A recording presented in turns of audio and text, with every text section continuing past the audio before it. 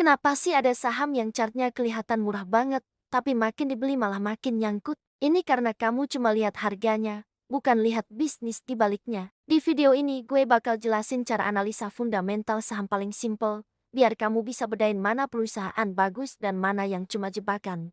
Selamat datang di Kota Kasu, ini Sekolah Saham episode ke-6. Sekarang kita mulai masuk materi fundamental. Ini adalah pondasi wajib buat investor biar bisa naik kelas. Tapi sebelum lanjut ke materi, kamu wajib punya modul belajarnya, yaitu e-book Sistem Trading Kota Kasu yang bisa kamu pesan di link deskripsi. Jadi, fundamental itu apa sih? Gampangnya, fundamental itu analisa bisnis perusahaan.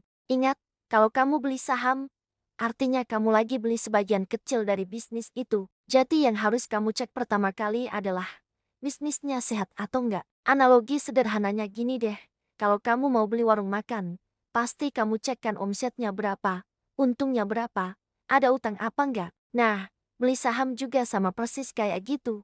Kalau kamu cuma bisa ingat 3 hal dari video ini, tolong ingat 3 pertanyaan wajib ini sebelum beli saham. Pertama, perusahaan ini jualan apa? Bisnisnya jelas enggak? Produknya dipakai banyak orang enggak? Contohnya gampang, WBCA itu ban, INDF itu jualan makanan, dan TLKM itu jualan internet. Kalau bisnisnya aja kamu nggak ngerti, jangan pernah beli sahamnya dulu. Pertanyaan kedua, perusahaan ini untung atau rugi? Kuncinya ada di satu pos, laba bersih atau net profit. Perusahaan yang bagus itu yang konsisten cetak untung dari tahun ke tahun, bukan yang cuma untung sesekali terus rugi lagi. Ketiga, utangnya aman atau bahaya. Utang yang terlalu besar itu artinya risikonya juga besar.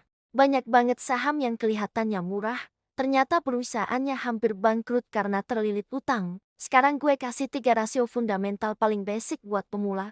Nggak usah pusing mikirin yang rumit-rumit dulu. Rasio pertama adalah ROE atau Return on Equity. Gampangnya, ROE itu ukuran seberapa jago sebuah perusahaan menghasilkan profit dari modal yang disetor investor.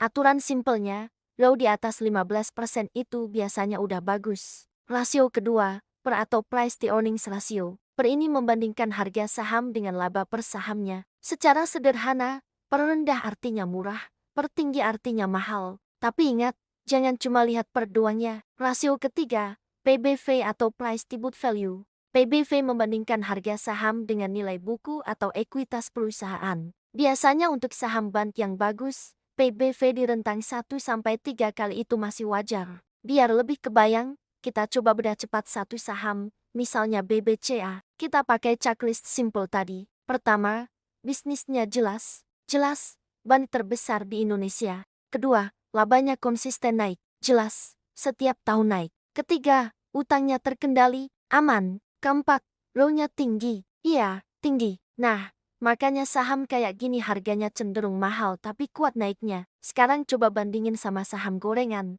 Bisnisnya gak jelas, rugi terus, utangnya numpuk. Kelihatannya murah di harga, tapi sebenarnya mahal di risiko. Kesalahan paling umum pemula dalam analisa fundamental adalah: pertama, cuma lihat harga murah di chart. Kedua, cuma ikut-ikutan rekomendasi orang tanpa riset sendiri. Dan ketiga, sama sekali nggak pernah cek laporan keuangannya. Minimal banget, kamu harus cek 3 hal tadi.